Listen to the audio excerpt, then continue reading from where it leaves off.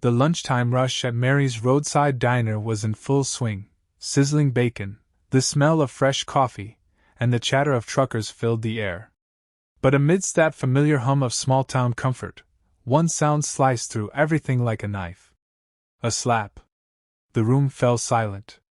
At the corner booth, a red-faced man in a leather jacket stood towering over a young waitress, Emily, barely in her 20s, clutching her cheek in shock. The coffee she'd accidentally spilled on his jacket still steamed on the floor. "You stupid girl!" he barked. "Do you know how much this cost?" No one moved. No one spoke. People looked away, afraid, awkward, frozen. No one, except one man. From a quiet corner near the window, a broad-shouldered figure slowly rose. His hands were rough, his face weathered, his eyes calm but piercing. A man who'd seen real violence, the kind that leaves scars on the inside. That man was Jack Mercer, a single dad and retired Marine veteran. He set down his coffee mug, his gaze never leaving the bully. "Son," Jack said, his voice deep and steady, "you've got 3 seconds to apologize." The bully turned, scoffing. "And who the hell are you? Her bodyguard?" Jack took a step closer. The air shifted. You could feel the tension crackle like static. "I'm someone who's done things I ain't proud of," Jack said quietly. "But I don't stand by while a man raises his hand to a woman." The bully sneered. "You gonna make me, old man?" Emily's eyes widened. "Please don't." But Jack wasn't there to fight. Not really. He'd fought enough in his lifetime. He looked around at the silent crowd, men twice the bully's size, afraid to speak. Mothers clutching their kids. Even the cook had frozen behind the counter. "This right here," Jack said, his voice carrying through the diner, "is how bad men stay bad. Good folks stay quiet." The bully laughed mockingly. "You're a joke." Jack sighed, then stepped forward in one smooth motion, twisted the man's wrist, and with military precision, pinned him face first to the counter before he could blink. The coffee cup clattered to the floor. The man cursed in shock. Jack leaned down, voice low but cold. "You ever raise your hand at someone weaker than you again, and you'll answer to every man who should have stood up today." The room was silent again. But this time, it wasn't fear. It was respect. Jack released him, and the man stumbled out of the diner, red with shame and rage.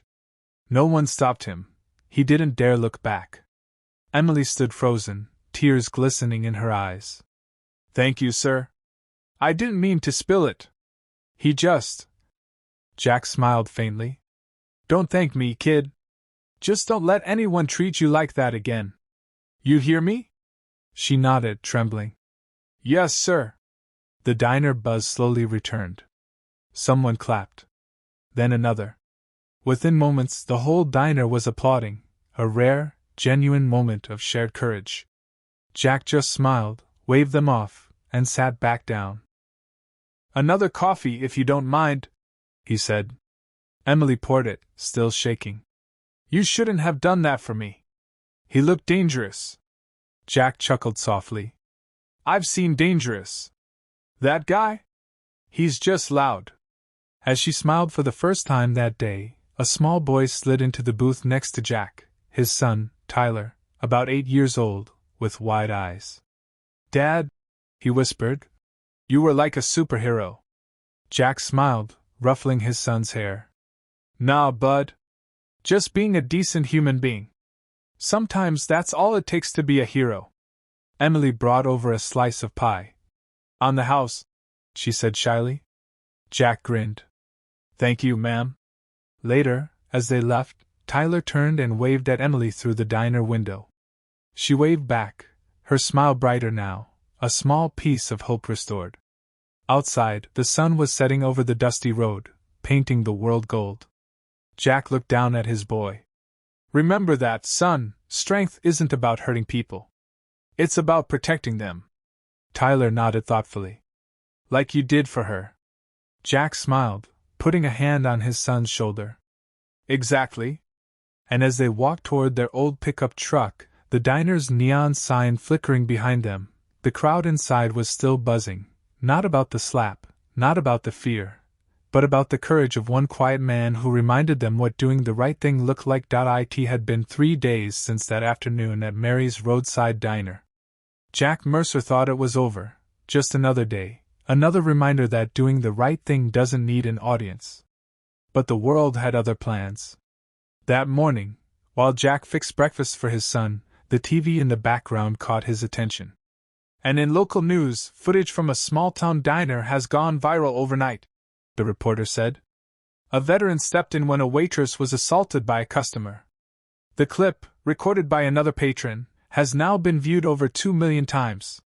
Jack froze, spatula in hand. On screen, there he was, calm, collected, standing between a bully and a crying young waitress. Tyler's eyes went wide. "Dad! That's you! You're on TV!" Jack sighed. "Yeah, well, guess I should have ducked when that camera came out."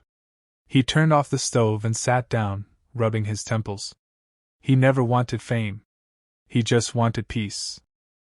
That afternoon, his phone wouldn't stop buzzing, calls from strangers, texts from unknown numbers, even news outlets wanting an interview. When he walked into the diner later that day to grab a coffee, every head turned. Emily spotted him first and ran over, her eyes shining. "Jack!